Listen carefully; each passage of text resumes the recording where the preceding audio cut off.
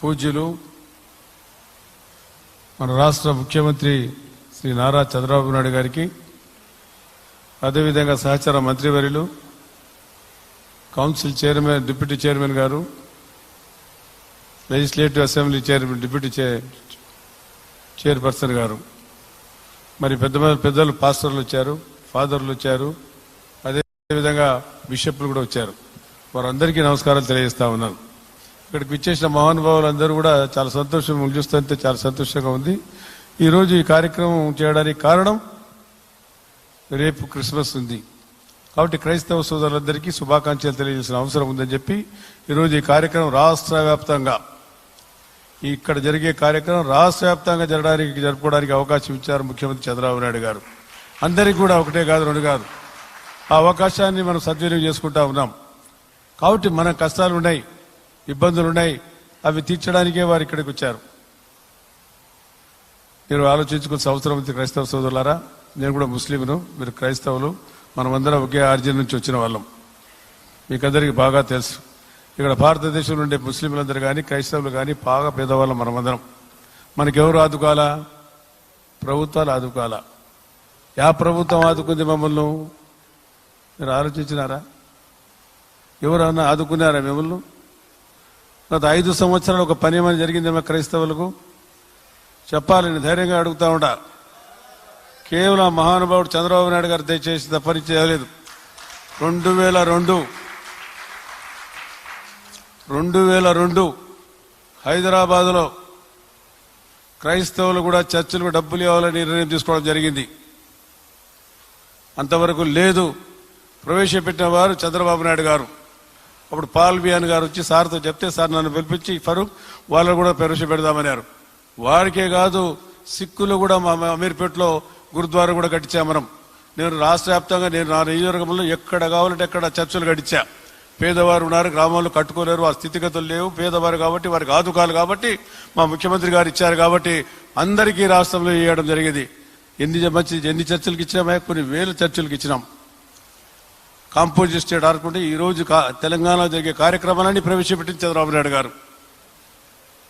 ఆయన లేకపోతే ఎక్కడనేది ఒక సింపుల్గా చెప్పిన అమ్మాయి ఇందాక చెప్పిన మంత్రి గారు చెప్పినారు, గతంలో మేము 16 కోట్ల రూపాయలు చర్చికి ఇచ్చినాం. 16 కోట్ల రూపాయలు, 16 కోట్లు ఇస్తే 10 కోట్ల రూపాయలు పని అయిపోయింది. 6 కోట్ల రూపాయలు ఇవ్వాల. 5 సంవత్సరాలు అయిపోయింది. ఒక్క రూపాయలు ఇచ్చినారా? మీరు ఎవరన్నా అడిగినారా? చెప్పాలి కదా క్రైస్తవ సోదరులు. మావాడేం చేశాడు మావాడు అని చెప్పాలి. మనం ఏం చేశాము చెప్పాలి కదా, ఆయనకి సమాధానం చెప్పాలి కదా. ఫరూక్, నీకు ఇచ్చా మంత్రివర్గం, నీ వాళ్ళు ఏం చేశారంటే నేను చెప్పమంటారు? కాబట్టి మనం ఆలోచించుకోవాల్సిన అవసరం ఉంది. ఎంత పేదవారమే, మన చర్చిలు కూడా కట్టుకోలేని స్థితిగతులు ఉన్నాం. దానికి డబ్బులు ఇస్తా ఉన్నాం. మళ్ళా కావాలంటున్నారు. మన పాస్టర్లు కూడా డబ్బులు పడలేదని చెప్పి సార్ పెట్టారు, బడ్జెట్ పెట్టారు, ఇస్తారు. ఎక్కడికి పోతారు? మీరు మార్పు రావాలా, మాలో మార్పు రావాలా. కాబట్టి నేను కోరుకునేది ఏమంటే, ఎన్నో మంచి కార్యక్రమం చేశాం. 1, 2 ఎన్ని చెప్పాలండి? మీరు ఎంతమందికి ఫీజు మీకు విదేశాలు పంపించినారు? ఎంతమంది చదివించినాడు ఆయన? చెప్పాలా? మరి నేను అడిగిన సమాధానం చెప్పాలి కదా. మీరు జెరూసలేం పంపించాం. ముస్లింల సోదరులకు మక్కా పంపిస్తున్నాం కాబట్టి, వారు సబ్సిడీ ఇస్తున్నాం కాబట్టి మీకు కూడా జెరూసలేం పంపాలని చెప్పి నిర్ణయం తీసుకున్నాం. జెరూసలేం పంపించారా లేదా? ఇప్పుడు ఎందుకు నిలబడిపోయింది? ఏమైనా ఆర్థిక ఇబ్బందులు ఉండే, మనం ఆదుకోవాలా. 10 లక్షలు నిద్రపోవడంలే. మీకు తెలిసిన 10 లక్షల రూపాయలు అప్పుకు వడ్డీ కట్టాలా, అసలు కట్టాలా, మళ్ళీ రాష్ట్రం బాగోగులు చూడాలా. ఎట్లా ఆయన చేస్తాడు? కష్టపడతాడు, సంపాదిస్తాడు, రాష్ట్రాన్ని ముందుకు తీసుకుపోగలుగుతాడు. ఆయనకు తప్ప ఎవరికి లేదు. కాబట్టి అటువంటి వారు మనం ఆదుకోవాలి. మన మాటల్లో కాదుగా, చేతుల్లో చూపించాలి. మనం ఆ కార్యక్రమం జరగాల. మనలో జరగకపోతే ఎట్లా? మనం మార్పు రావాలా. 1 రూపాయి నా చర్చికి ఇక్కడ ఎన్ని వేలు చర్చిలు కట్టామని చదవాలనుకుంటే ఎన్ని ఇచ్చినామయ్యా? హాస్టల్కి ఎవరు ప్రవేశపెట్టారండి? చంద్రబాబు నాయుడు మహానుభావుడు. మూదోళ్లతో పాటు, అదేవిధంగా పేషమామతో పాటు మనకు కూడా ఇవ్వాలని చెప్పి పాస్టర్కి ఇవ్వడం జరిగింది. మనకు దాదాపు 8,700 మందికి ఇస్తున్నాం పాస్టర్లకు, 1 కాదు 2 కాదు.